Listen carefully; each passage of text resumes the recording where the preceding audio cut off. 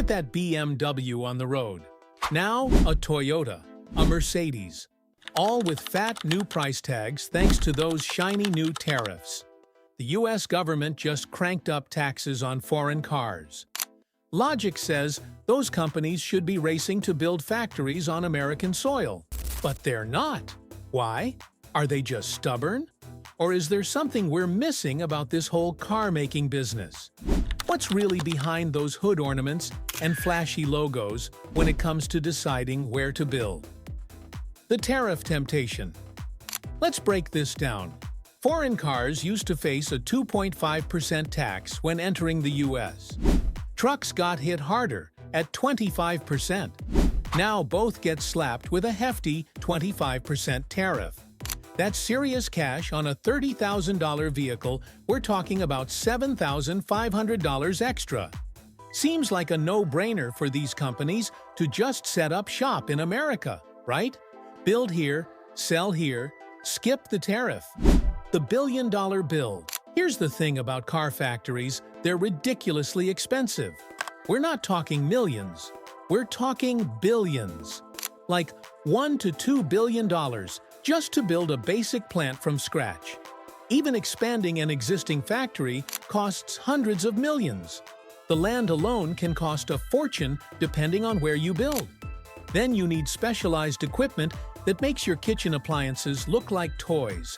And American workers cost more than workers in many other countries. That's just reality. Plus, the red tape, getting permits, meeting environmental standards, jumping through regulatory hoops. It's like trying to file your taxes while solving a Rubik's Cube underwater.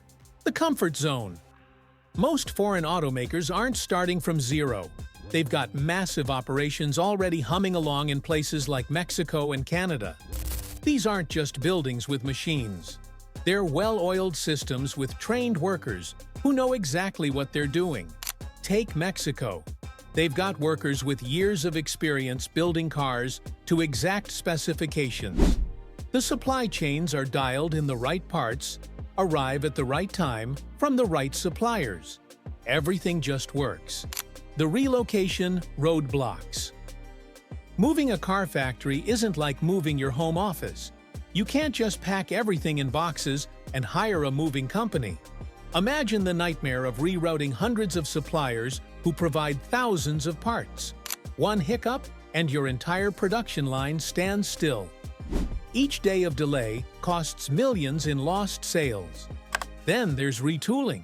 American factories might need completely different setups than the ones in Mexico or Japan. That means more money, more time. Your skilled workforce, they're not coming with you.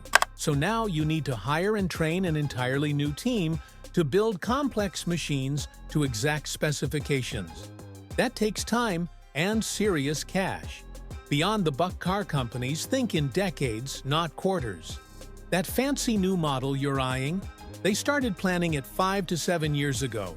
That's how this industry works. So these companies aren't just thinking about today's tariffs. They're thinking about global demand patterns. Will Europeans want more SUVs in 5 years? Will Southeast Asia become the next big market? And trade policies. They change with elections. What happens if tariffs disappear in 2 years? Or double? Betting billions on today's political climate is risky business. Then there's the electric revolution. Every major automaker is dumping billions into EV development. Those factories look different, need different skills, different supply chains. Why build a traditional factory in the US now if you'll need a totally different setup for EVs in 5 years? Environmental regulations add another layer. Different countries have different standards. Building to meet US specs might not work for European or Asian markets. Is saving money on tariffs today worth messing up your global strategy for the next 20 years?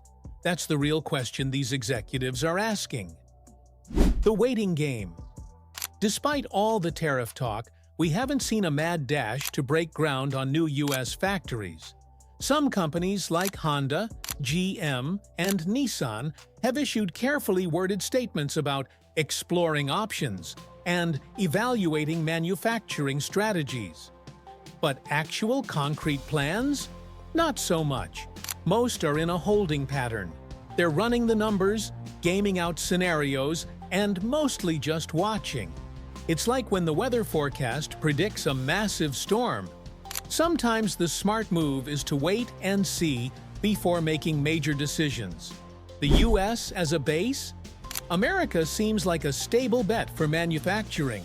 Strong legal system, reliable infrastructure, massive consumer market right outside your factory doors. But dig deeper and questions emerge. Our trade policy has been all over the map recently. What happens if it changes again after companies sink billions into new facilities? The skills gap is real too. Despite high unemployment in some areas, finding workers with the right manufacturing skills can be surprisingly difficult. Training takes time and money. And our regulatory environment? It's complex. Different rules at federal, state, and local levels create a maze companies must navigate. That's not necessarily bad. These rules protect workers and the environment, but it does add complexity and cost. The Plan Bs. So if they're not all rushing to build here, what are foreign automakers doing instead? Some are just eating the cost-absorbing part of the tariff hit to keep prices competitive. Others are passing costs directly to American consumers.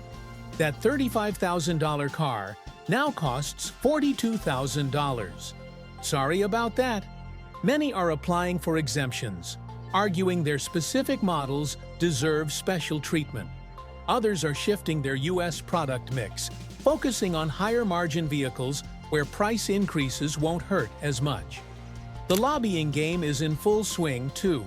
Auto industry representatives are working overtime in Washington to modify these policies. And some companies are simply looking elsewhere. If the U.S. market becomes too expensive or complicated, maybe it's time to focus more on Europe, Asia, or emerging markets instead. The automotive world isn't standing still either. Electric vehicles, autonomous driving, and changing consumer preferences are already reshaping where and how cars get built. Tariffs might influence these decisions, but they're not the only factor or even the most important one. What do you think? Is the government's tariff strategy going to create more American auto jobs or just more expensive cars? Drop your thoughts in the comments below. If you found this breakdown helpful, hit that like button and subscribe to catch all our explainers on the business of cars. Tap that bell icon to get notified when we drop new videos exploring the hidden forces shaping the cars we drive and how we get them. Thanks for riding along.